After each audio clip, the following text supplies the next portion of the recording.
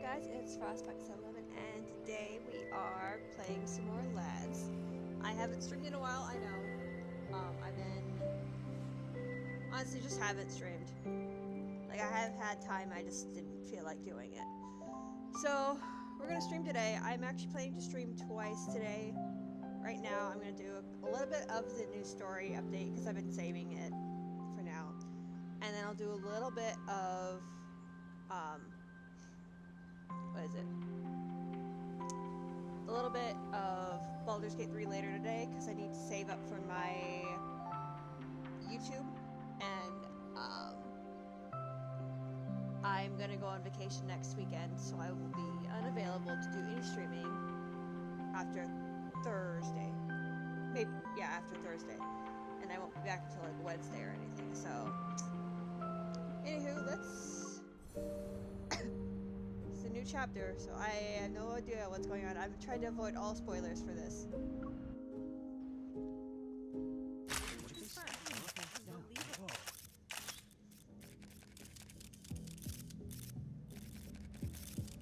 As long awaited has come, Prince Bell Sanatorium announced they would temporarily stop accepting new patients.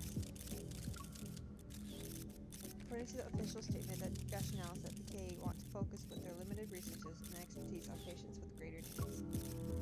Appearing as a spokesperson, Director Wicker takes no questions from the media and bows before leaving the conference room.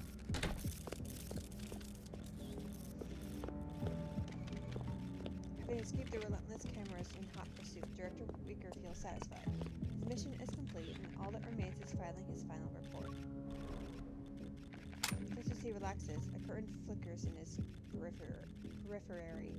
A hard object is pressed against the back of his head. I ask and you answer. So long as you don't lie, I can guarantee your head will stay intact. We can talk about this. Where's Benedict? I don't...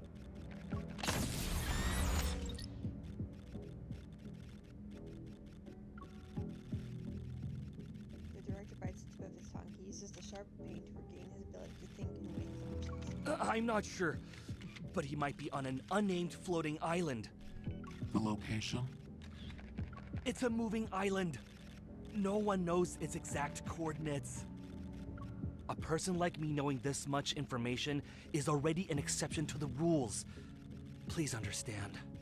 There was a floating island in Raphael's idol banner, or idol card. I just recently read his idol card. I still have to do Zane's and what is it? And Xavier's idol cards. Yeah, I've got a lot of cards I haven't read. One last question. Yes.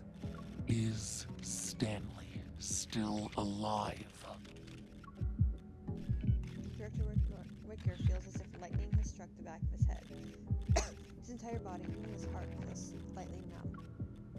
Seemingly unsure of how to answer, he mumbles incoherently as if the question itself filled him with tremendous fear. A series of muffled gunshots reverberate behind him. Director Wicker's legs give out as he falls. He clutches his head, horrified. He stares at the reflections in the wall. The assailant who attacked him is forced to leave through the window. The face isn't revealed, not even once. Footsteps approach. Trembling, Director Wicker turns and cries out in shock. Benedict! Director Wicker, you handled the press conference well. You lived up to my expectations. However, it looks like you can access knowledge you shouldn't otherwise have. Ooh. Since you're interested in the floating island, would you like to see it yourself? Somebody is in trouble. At the sight of Benedict's outstretched hand, Director Wicker knows he has no choice but to accept.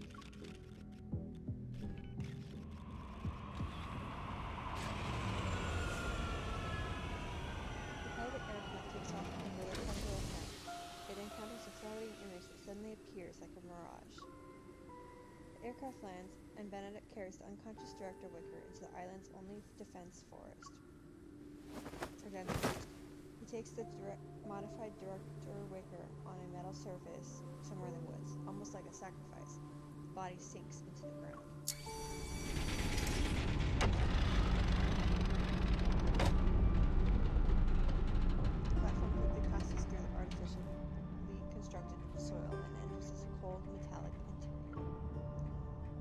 this journey is a vast hall. Inorganic light flickers and spreads. Electronic displays emitting cold lights envelop the area. Microwaves, circular and soft lighting are constructed by holographic blue lines. In no more than 10 seconds, the space is fully built. Even more refined lasers interweave to form 4 or 5 human figures. This is the Fountain of Atay's latest achievement. It doesn't look impressive. Oh, I think I remember her from the... Well, maybe she was in the previous chapter release that was out. I have to go back and read that. Figure walks around Director Wicker, loses interest halfway, and turns to ask another hologram. Long time no see, Professor Lucius. You took so many things from my Gaia Biotech, and this is all you can accomplish? The Fountain of Atay's core has nothing to do with your precious research center. Souls can't be shaped, and external devices are useless. You're here. A new figure in the hologram space causes Lucius and others to fall silent. They turn in unison to show their respect. They appear polite and trusting, even though there's an old man on the hospital bed. Oh, he's an old man on the hospital. Don't pay too much attention to this test subject. It's just today's extra. Or rather, a medium. The old man makes a beckoning gesture with his hand. The floating platform carrying Director Wicker slowly drifts towards him.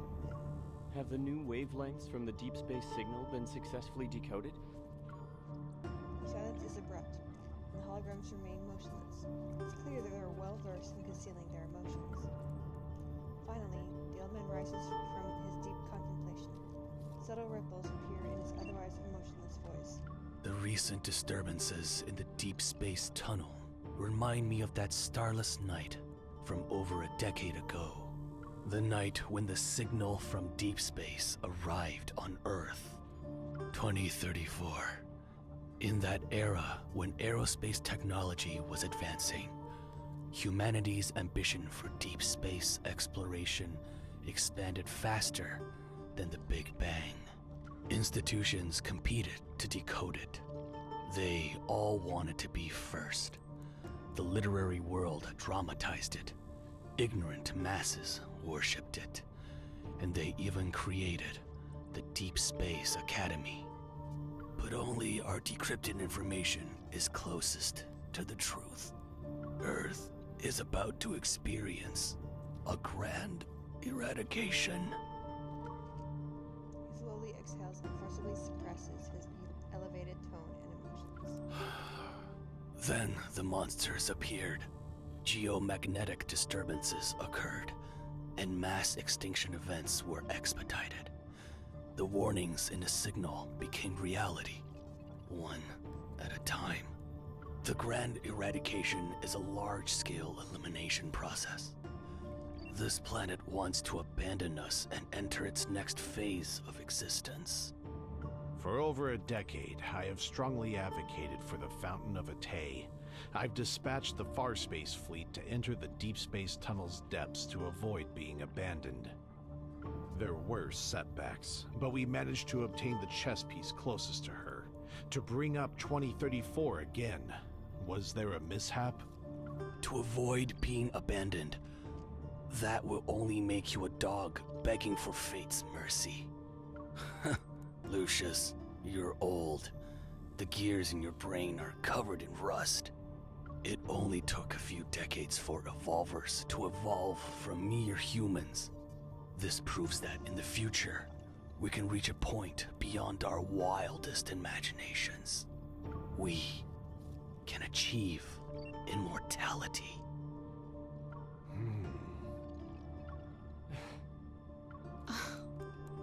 Who knows if it's impossible or not? The Lemurians who escaped the last grand eradication are practically living specimens of immortality. Of course, there are also the little ones who came back from the other side of deep space. It proves that some people found a way to survive. Planetary immortality only costs a few more lives, but it's still cost-effective. What do you think, Soren? Aside from the decrypted deep space signal, there's no concrete evidence that suggests Earth will face an apocalypse. As for that unkillable monster in the N109 zone, we can't confirm whether the life form is truly indestructible. They must mean Silas. So how do we determine whether our persistence in pursuing immortality is a noble endeavor or absurd paranoia?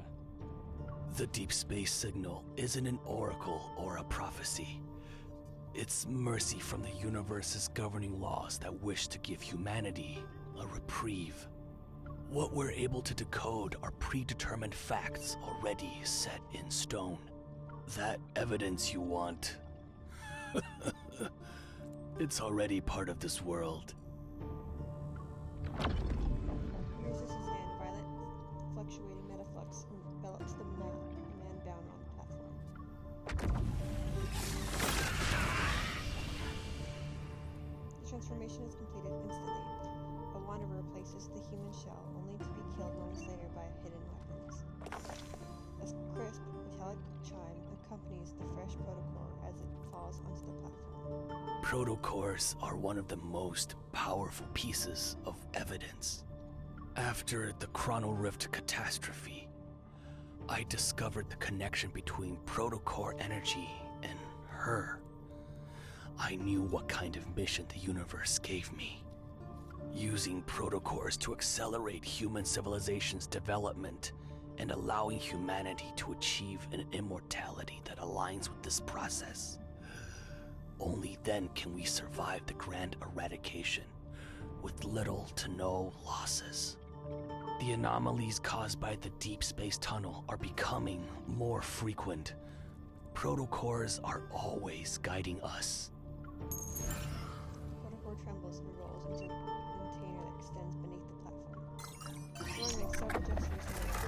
The rounded container moves the protocore as if it's establishing a connection with some distant space.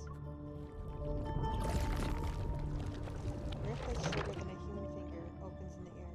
It quickly closes as its energy is depleted. Recently, the frequency of spatial anomalies and magnetic field disturbances has almost reached the edge of time and space. Once a planet gets swept into that, complete disintegration will soon arrive. Did you come up with another way to deal with your former teammate? I hope we can defeat your little prince and prove to him that our Soren is the most capable one. Matters involving the backtrackers aren't to be taken lightly. Do you need our assistance? I've had enough of those disgusting manipulation tactics you use on your brainwashed test subjects. I don't need any help, and I don't need anyone's approval. I will make Xavier fall because of the hypocrisy, arrogance, and impracticality he clings to. That outcome will be enough to prove I'm correct. All right. In any case, they don't actually care about your personal matters. Several horrors at regular costs ring out like a broken clock. It creates a rhythmic agitation that makes hearts flutter. The deep space tunnel is closing in, and the cage is tightening its grip. It's time to bring her back to us. Be careful, and try not to let the emissary truly awaken. Our most important hope mustn't be erased. The emissary. Soren's image flickers and disappears, and the meeting ends. I'm curious who this emissary is. Is it like... because they're trying to prevent him from waking. So I'm assuming it has something to do with potential sixth love interest or potential end of the world kind of thing. We'll see. Maybe in the future. I wish you all the best. Holograms scatter and fade away as the cold laboratory's walls dissolve. The scene of clouds dyed in sunset colors replaces it. An empty hospital bed hovers above the clouds. It chooses to decay with the twilight rather than surrender to the night.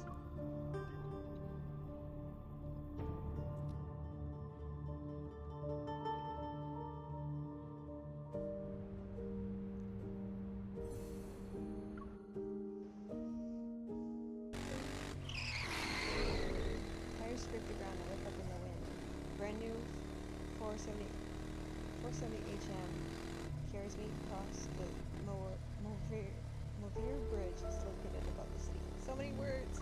The magnetic field at the incident site shows coupled fluctuations, but the wanderers who correspond to them are nowhere to be found. It might be a new type. Be careful. Copy that. I'm 5 kilometers away from my destination. I'm ready to do some dynamic data collection. Like on cities phasing through things, dimensional ruptures, space-time rifts. Our missions have been weird lately. Everyone was spooked by that snowfall that happened outside of winter. They're jumpy now. The world is too peaceful. People tend to find their own sources of entertainment. There are 500 missions every day. You might be entertained, but I'm not. Okay. Don't be glum. I'll buy you a soda to sweeten your day when you get back. After my call with the data analysis team, I look at the sky near the mission site. The clouds stretching out for kilometers appear as if they've been sliced by a giant blade. Cutlass clean. Is Lincoln Online glitching again? It looks beautiful though. As the snow that fell outside of winter melts, the recent Alterum incident is slowly forgotten by the public. However, unusual celestial phenomena pulled back the curtain on apocalyptic fears in people's hearts. Afterwards, anomalies, big and small, arrive one after another. They are accompanied by rampant rumors such as the Deep Space Tunnel expansion theory, the sixth mass extinction event, and the Great Human Catastrophe of 2099. Aside from burdening Deep Space hunters and evil police with countless unnecessary tasks, these rumors injected plenty of chaotic entertainment into the otherwise mundane lives of Lincoln's residents. The only reassuring thing here is that Zane hasn't showed any more abnormalities, but I know his troubles didn't end just because that Fountain of Atay press conference was cancelled. Benedict is continuing his plans behind the scenes again. Perhaps Zane's confrontation with them has also temporarily moved below the surface. Ever since we parted ways at the cemetery, he's been visiting the Fractal Library more frequently. Maybe he's trying to find a solution to this dilemma in the world of books. That strange boy with white hair told me all of this. He called himself Shubai. He somehow got an electric watch. When he's not using it to explore the novel world of the internet, he confides in me using what he calls irreverent words. For example, the emissary is hiding in the maze of bookshelves and ignoring everyone. Oh, that's right! I think Zane is the emissary. The emissary is pulling all-nighters again. The emissary only orders milk tea for himself. He doesn't ask if I want anything. So they mean Zane's awakening into his master of fate kind of thing. They don't want that to happen. Fair enough. They could be screwed. At least the Fractal Library can access the internet. I turn off the motorcycle's engine when I reach my destination. I refocus, remove my helmet, and approach the edge of a buzzing crowd. Something's about to come out of those clouds. Daddy? Who put the clouds like that? Well, it wasn't me. My crafting skills aren't that good. Oh, maybe it was your mother.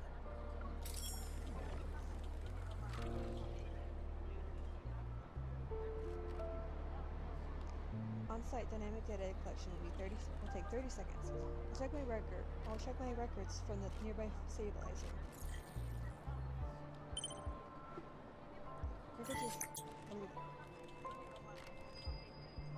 Fluxual amplitude has been normal for the past 3 days. Whenever those couple fluctuations appear, they coincide with the protocore transport vehicles passing through. This falls under normal interference.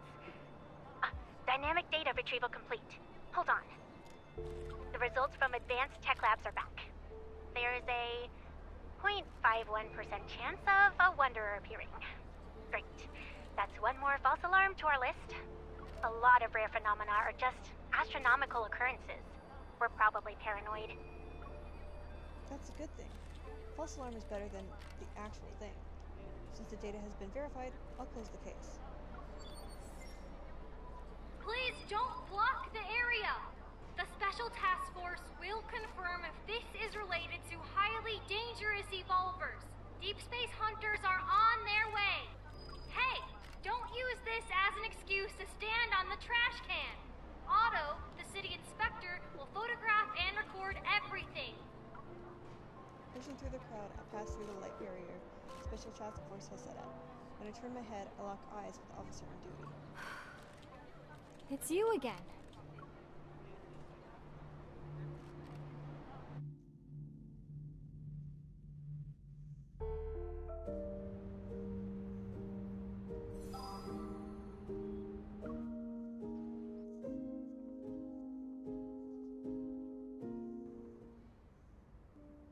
This is the 5th time we've been assigned to the same mission, right?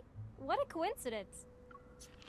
After evacuating the crowd and finishing our mission, the officer and I crack open energy drinks for each other outside the convenience store. After the last Alterum-related incident, your department and our association have been doing a long-term joint operation. We'll probably keep running into each other. They say it's to strengthen police-hunter cooperation and mutual learning. But I bet there are things they can't keep under wraps anymore. Did you hear? Someone saw a futuristic spaceship in the forest. It fell out of a space-time rift. The case disappeared the moment it was entered into the system. Don't you think it's suspicious? Really? A futuristic spaceship? That's really sci-fi. I already dealt with 5 anomalies today. I'm going to do 2 more before grabbing a bite to eat. What about you? There's an extreme subtle disturbance behind me. It's like 2 bubbles rising up from calm waters. They're followed by a trace akin to gently rippling waves that swiftly disappears. I look at the magnetic field stabilizer. It's not sending out an alert. What's wrong? Do we have a problem on our hands? It's from the no-hunt zone number 39. There might be more to this than meets the eye. I shouldn't involve other people for now.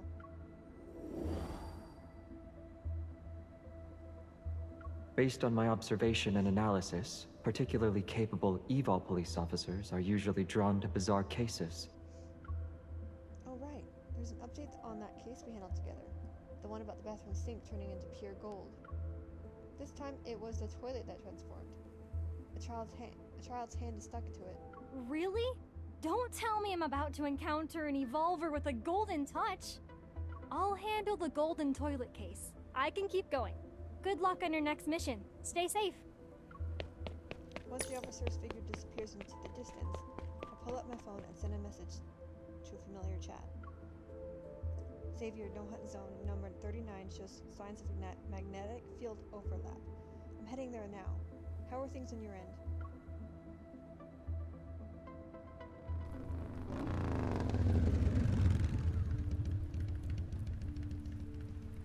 No hunt zone number 39 was once part of Estas district. It's where a large expanse of high-rise buildings was built along the waterfront to get a view of the river. But when the Corona Roof catastrophe struck, the natural beauty and value that humans had designed it became meaningless. It said that no hunt zone number 39 wasn't supposed to be irrevocable. But at some point, wanderers began emerging endlessly from the building's overlapping shadows. It's as if a crack leading to some monster lair had opened up. The energy levels in the area significantly dropped later on and remained stable. Its danger levels are far below the average for no-hunt zones. However, no one believes no-hunt zone number 39 can be reclaimed. Outside the perimeter, I've just parked my motorcycle when Xavier starts a video call with me.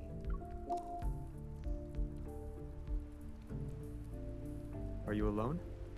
And are you sure it's a magnetic field overlap? It is. Those couple fluctuations, like 2 bubbles bursting one after another on the water surface, are obvious. This isn't a false alarm from the association. I'll wrap things up here and find you. Give me 2 minutes. 2.5 at most. If you see anyone who looks like a backtracker, I'll quietly follow them. You told me this multiple times already. You've turned into a warrior with all this nagging, Xavier. oh, I see someone who thinks I'm always nagging doesn't want the results about the biometric key. You and Jeremiah finally figured it out? Tell me! It's the same as the preliminary examination. We can't unlock it. All we know is that there's an unknown substance inside, and it's not a chip. You mean... We can only go to Soren and see if he can unlock it. He's familiar with the old Gaia Research Center. Oh no. So you'll have to keep moonlighting for me behind the association's back. It's a win-win collaboration. But you make it sound like I'm getting a bad deal. Unable to stop myself from grumbling internally, I poke a smiling face on the screen. Who would have expected things to turn out this way 2 weeks ago? Oh, flashback. Whether it's a rupture or instances of buildings phasing in and out, they're fundamentally related to magnetic field fluctuations and must be taken seriously. I know there have been many false reports lately, which makes it easy to overlook real threats. Everyone must remain vigilant. As the briefing ends and the crowd disperses, I see a figure who shouldn't be here. Xavier? He showed up voluntarily. Is the world actually ending? In a usually deserted, quiet corner of the Unicorn's building lobby, I raise my arm to block the sneaky figure's path. Fancy seeing you here, partner. We ran into each other in a corner. It must be fate. This isn't fate. I'm cornering you and skipping the small talk. Xavier, you're at the association because these abnormal magnetic fields are actually a problem, right? Yes. The issue is that the magnetic fields are abnormal. My other arm quickly rises, and I promptly cut off his escape route with the other side. On the other side.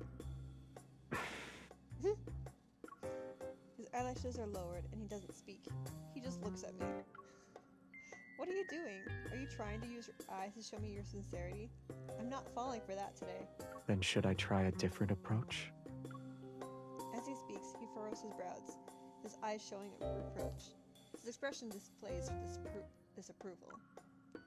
I'm not falling for this one either. Oh. Well, I guess I failed. I don't have another trick up my sleeve. How dare he? Fine, if you won't tell me, then I'll go ask our good friend, Jeremiah. I'm trying to find someone. I turn and look at Xavier. Soren. Based on what we know about him, he's most likely hiding in areas with magnetic field anomalies. And most of these anomalies may be linked to the Flux Nexus.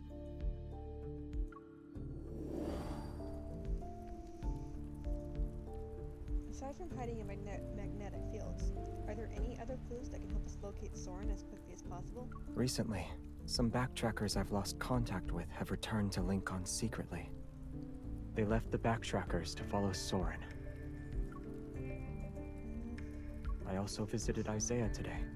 Back then, he left the backtrackers with them and they all joined Ever. Soren's whereabouts? I'm afraid only Isaiah would know. I've heard the name Isaiah before. I saw him at a psychiatric hospital too. At that time, I was doing a water defense seminar and happened to run into Xavier, Jeremiah, and the person they hid behind him. He was a strange young man who appeared to be mentally ill. He stared at me with a sharp gaze and said he knew me. According to Xavier, Isaiah had already escaped with a lot of Everett's classified information. He was on the run for a while. When they saw him again, he had already become dazed and confused. He also lost part of his memory. So he had a version of what Caleb has and what MC puts inside herself during Caleb's myth. Like his kernel myth. I haven't seen Isaiah in a long time. Jeremiah must have moved him somewhere else. How has he been lately? Did he remember the grievances and entanglements between you? Does he still remember Soren? He's missing. What? Did Soren kidnap him? I don't think so. I went to the cottage where Jeremiah had him staying. All his clothes were still there. only thing missing was the Order of Lightseeker's uniform. He probably remembered something and wants to handle it in the identity he values most. At the edge of No Hunt Zone number 39, a somewhat furtive figure flashes by. Those long robes look out of place in Lincoln City. And what's even more peculiar is, when he disappeared, did he take the Order of Lightseeker's uniform and sneakers? A pair of sneakers was missing from the shoe cabinet. They were blue. You...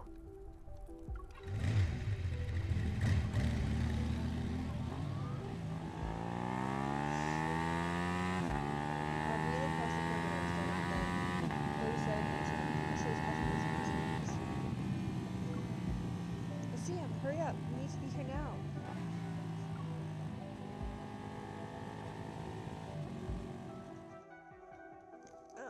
Trying to get a facial tissue.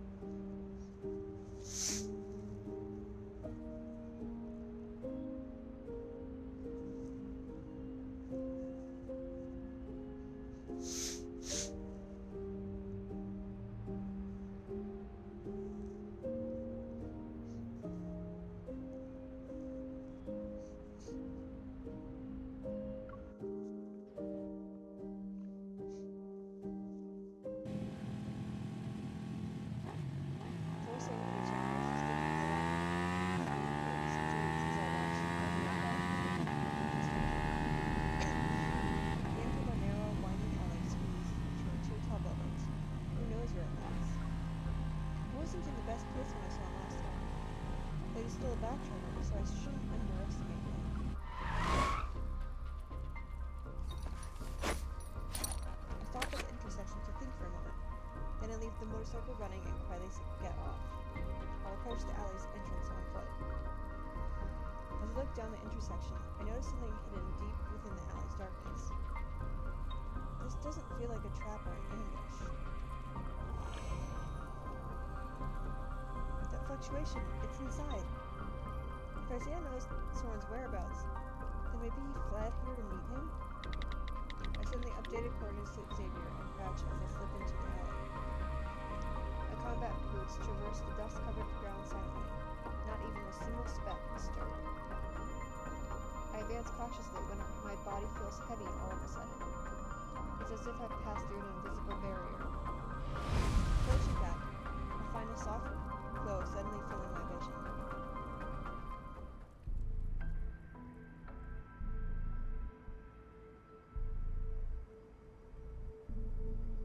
What's going on? The narrow alley is replaced by spacious stone streets that leads to a plaza. At its center is a massive sculpture. I step back and turn around, but I don't return to familiar surroundings. The sensation beneath my feet is so real that it's undeniable. I experienced this before in other magnetic field overlaps I've dealt with. In a park, a vintage staple appears out of nowhere. Stairs leading to a rooftop turn into a mural, a well materializing next to a platform. But none of those anomalies were as vivid as this. It really feels like I traveled into another world. How long are you going to stand there like that? A somewhat haughty voice belongs to Isaiah, who looks even more arrogant than he sounds. The well-fitted knight uniform makes him look much sharper, and if you ignore his blue sneakers, he'd probably be intimidating. Unfortunately, they're hard to ignore. You're being very rude right now. What's with that look on your face? If my night boots hadn't been damaged in the previous battle, I wouldn't need to dress in such a ridiculous manner. Jeremiah, the despicable scoundrel. He only gave me everyday shoes. Wow, he definitely has some grievances. Seeing that I'm not reacting to his complaints, Isaiah probably feels like he's talking to himself. Gritting his teeth, his expression shifts. He raises his chin to address me with renewed dignity. I saw you outside the no-hunt zone. I knew you'd respond to our royal homeland summons and come here. This is your destiny. And an opportunity that fate has granted me. Faint luminescence coalesces in his hand and transforms into a short sword. He points it at me.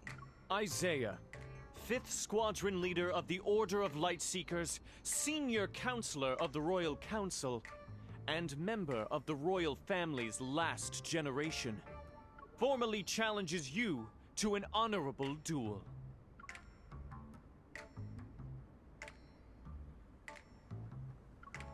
Wait, you're going to fight me as 3 people? I can die fighting for honor, but I refuse to be insulted to death by you. It turns out even the most arrogant person will lose their dignity when pushed to the breaking point. Isaiah doesn't wait for my response.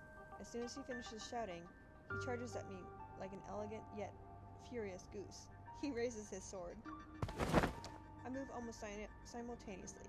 I'll create some distance between us and use electrical rounds to incapacitate him. As soon as the bullets leave the gun barrel, my target has already flickered and vanished. He can teleport as well? Have I seen Xavier's teleportation comet style so many times? My heart skips a beat. I pick a direction and run. You're running away during a duel? You've changed. I look back. Isaiah is now standing where I had been, his sword slicing the air. He looks in the direction I fled to, and his figure flickers and vanishes once again. Enemies who can teleport are so annoying. Xavier's weakness... what was it again? Before I can figure it out, a light flashes. Isaiah teleports to be just a few steps away from me. That's right, distance. Even if they both use the light evil, he's still not Xavier. Only those with evil, whose evil is as strong as Xavier, can teleport everywhere. Judging by Isaiah's evil, 10 meters is his limit. And a strategy gradually takes shape in my mind, and I sprint at full speed toward the plaza.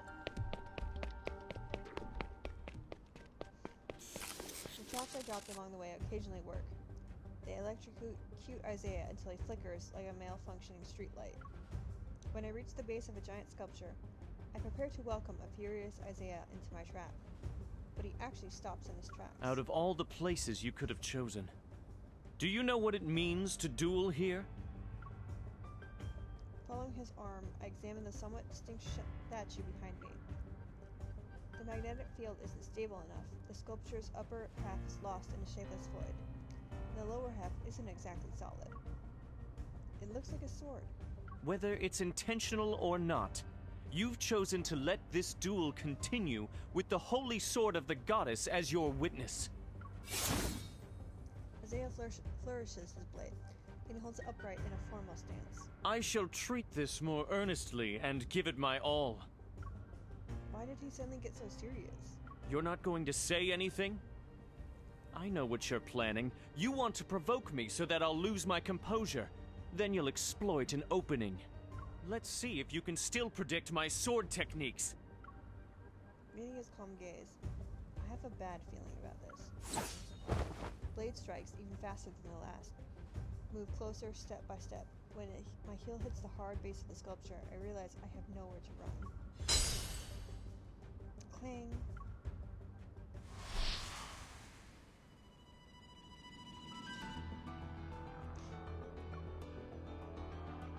Xavier! Before the light fades, Isaiah is already calling out the name of the person before him through gritted teeth.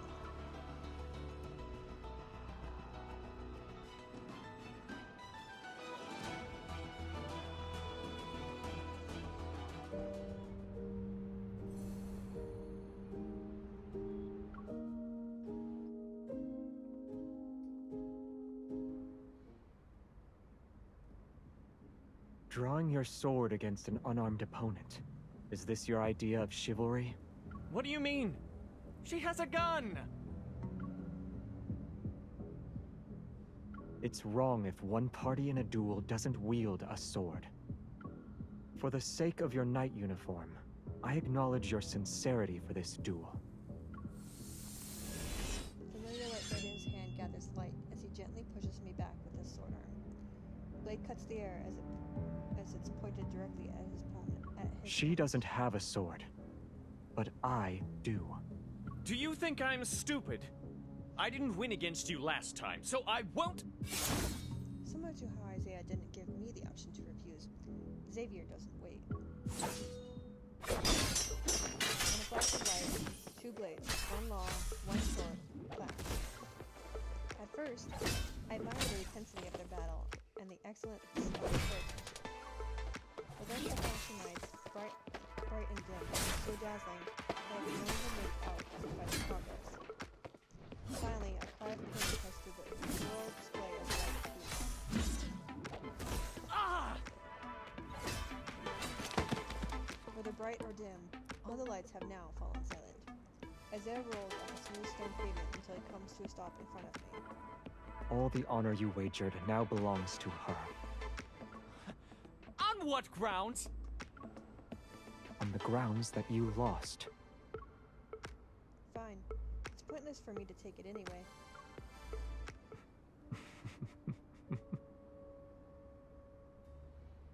Xavier can't help but chuckle, and judging by how Isaiah is glaring at us, it seems he'd like nothing more than to leap up and stab his sword through both of us. I crouch in front of him and pick up a badge that fell off his uniform. Since you lost, I should be able to ask a few questions. You escaped and came all the way here. Why? This isn't the place to do an interrogation. The magnetic field isn't stable. Let's take him back and question him properly. I look at Xavier, and he gently shakes his head. Soren isn't here. Alright. Seeing a band of light as thick as hemp rope appear in Xavier's palm, Isaiah rubs his waist and gets up.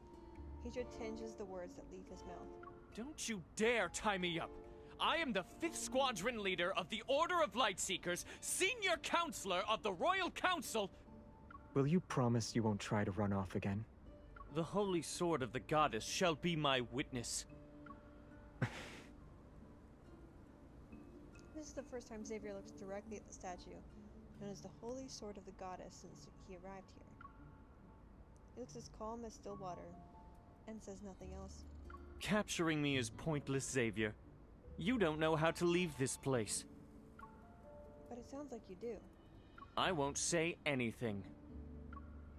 You're one of us now. But you know, we know. How am I one of you? Even a defeated enemy is still human. As he speaks, ribbons of light flow like water and form secure knots around Isaiah's wrists. You! Stop being evasive. Just tell us how to get out. You don't want to be tied up forever, right?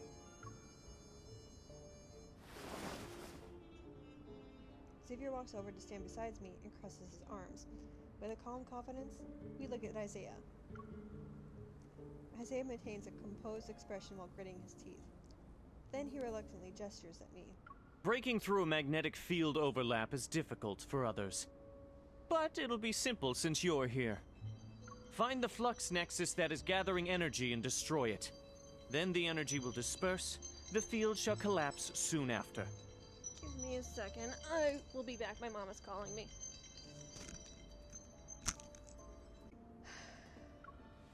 I crouch and place my hand on the ground. I'm about to resonate with the surrounding environment, but Xavier pulls me back. Don't act rashly. If it just involves destroying the flux nexus, then I can do it too.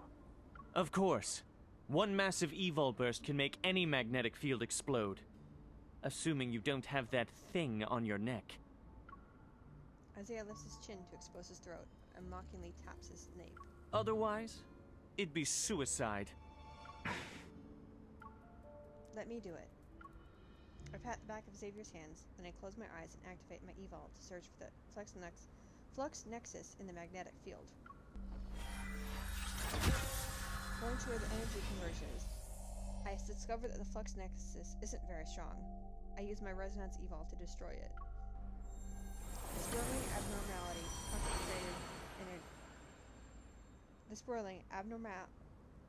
Normally concentrated energy disperses like lamps released from a pen. It drifts away peacefully. The surrounding scenery splits apart, collapses, and shakes violently.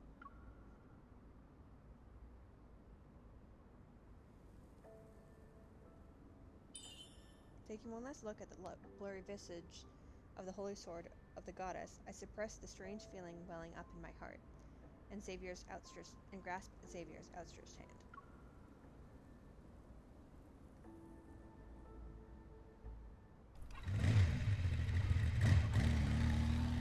The 470 HM speeds away, and the commotion fades with the receding dust clouds. This part of urban ruins returns to its lifeless state once more. It's past midnight. The thick fog rises among the towering buildings, and it silently creeps up their exterior walls to engulf them. 3 hooded figures walk into the fog as eerie ripples in their wake. We can't get in now without an anchor point. I didn't expect her and Xavier to charge in.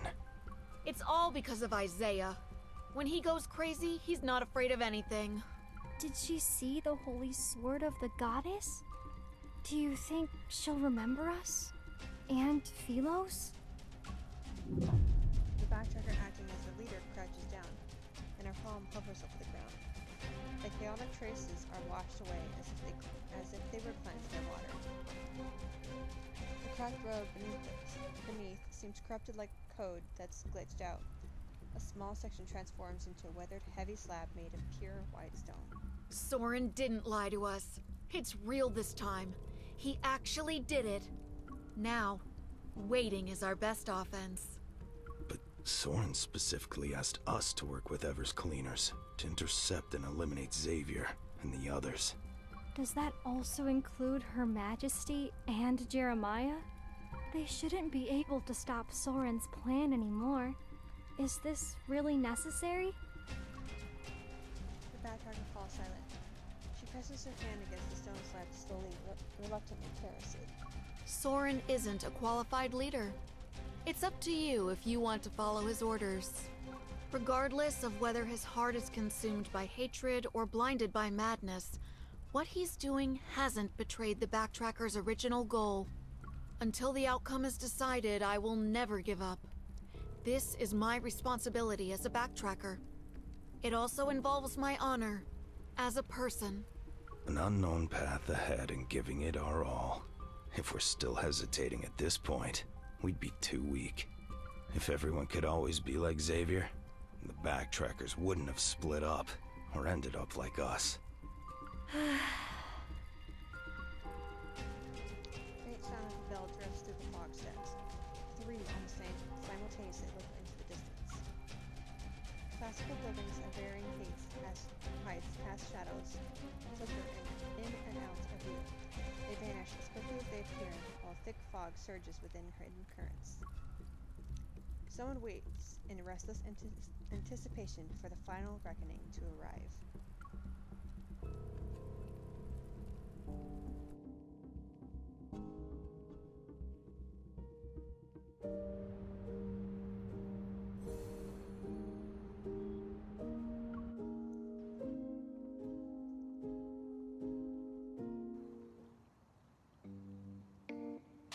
After leaving No Hunt Zone number 39, we escort Isaiah back to the flower shop. His hands are bound by bands of light. You promised you wouldn't tie me up, but you went back on your word. I'll dismember you, turn you into custard to spread on bread, and eat you! You don't like custard. They said they wouldn't tie you up. But did I say that? I'm pretty sure I didn't. Now in Jeremiah's territory, he grabs Isaiah in one fluid motion and throws him into the chair. Then he pulls out plastic zip ties to secure him at its back. Seeing the lucky dude nearly wrapped up, Isaiah kicks his legs in a panic. The herbaceous peonies, grade A with a black label, falls over. The flowers lie scattered on the floor. It looks like Jeremiah has reached his limit. Can I knock him out? That's not a good idea. Do you really think he won't betray us again? Without saying a word, Xavier drags over a high stool and sits down. He slightly raises his hand and creates 4 walls of light that surround Isaiah. You? Why would you use our family's punishment on me over something this trivial? How insulting! Huh? This is baffling to watch. I nudged Jeremiah with my shoulder. What's the relationship between those two? He's from the Felosian royal family. He's Xavier's younger cousin. He's always had a bone to pick with Xavier ever since he was born. Huh? He's royalty? Xavier? Royalty?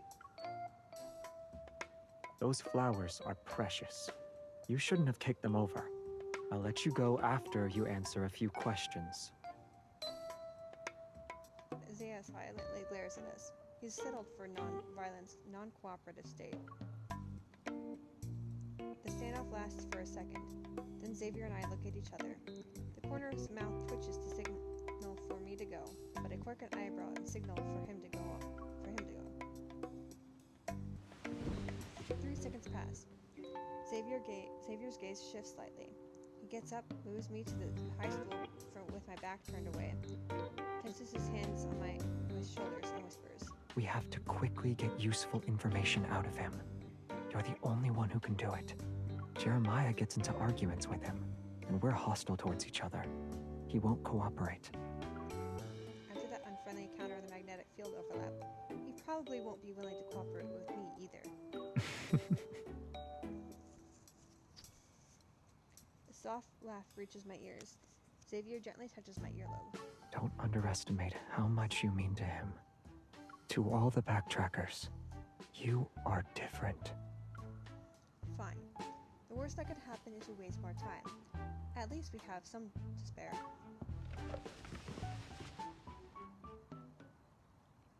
Xavier turns me and the stool to face Isaiah. I clear my throat before addressing him. Why did you run away? Why did you appear near No Hunt Zone number 39?